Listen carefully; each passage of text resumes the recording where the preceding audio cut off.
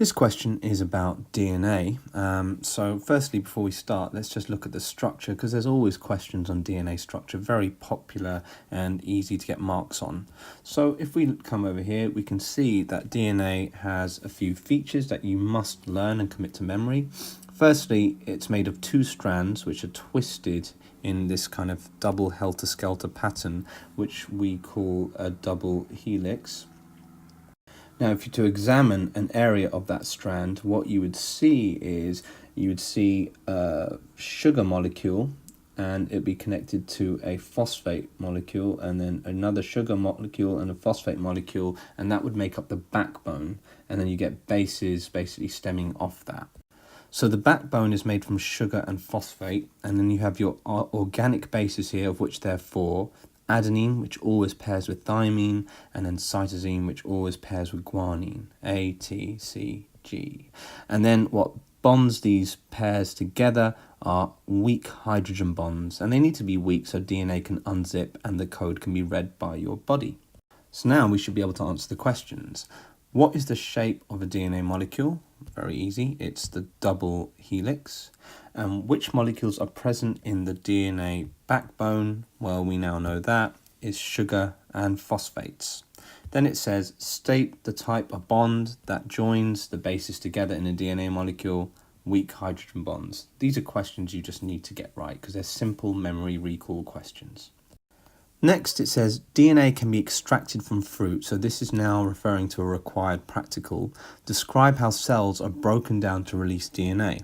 So the first thing you need to know is that DNA is found in the nucleus. So you've got your double helix, or your DNA basically is in the nucleus, and then there's a cell membrane around the nucleus. So there's two membranes here, one here and one here. And before you can extract the DNA which is held within, you need to break down those cell membranes. Now, cell membranes are made from fat, and what breaks down fat is detergent. That's why you use fairy liquid or washing up liquid when you are cleaning greasy plates, otherwise you wouldn't be able to get rid of that fat.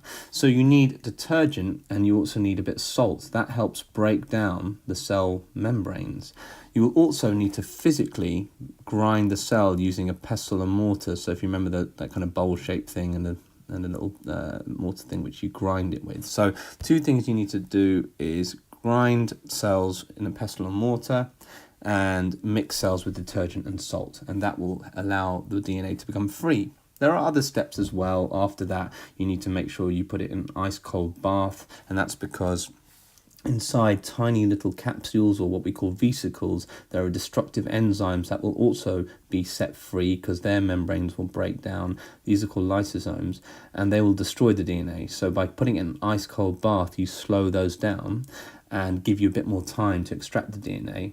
And then finally, you have to put ethanol. You have to basically put this mush with ethanol. So ethanol's alcohol. So your mush is down here, and you put alcohol above slowly.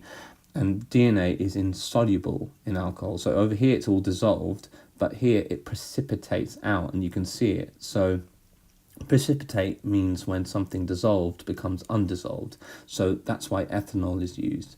I'm just saying this in case they ever ask you on other steps involved in this required practical. Next, in 2003, scientists finished sequencing the 3 billion base pairs in the human genome. The human genome, or a genome, is all the genes present in an organism. So the human genome is all the genes present in a human. And scientists were able to map out these genes. They found out where they were in the human body. This was called the Human Genome Project. Now, I'll ask you, there were risks and benefits, or costs and benefits to this project, but here it's just asking for the benefits. So state two benefits that the Human Genome Project could have for medicine, so only for medicine. Firstly, locate disease-causing genes. So if you can map out where different genes are and find out what they're responsible for, then you can find the ones that cause disease. And secondly, treat genetic disorders, so allow you to treat this genetic disorders, and also, you can also write instead of that, personalised medicine. So if you knew someone was more likely to develop a certain condition because of their diseases, you could tailor-make medicines for them to help them. So these are some of the major benefits that you just need to commit to memory.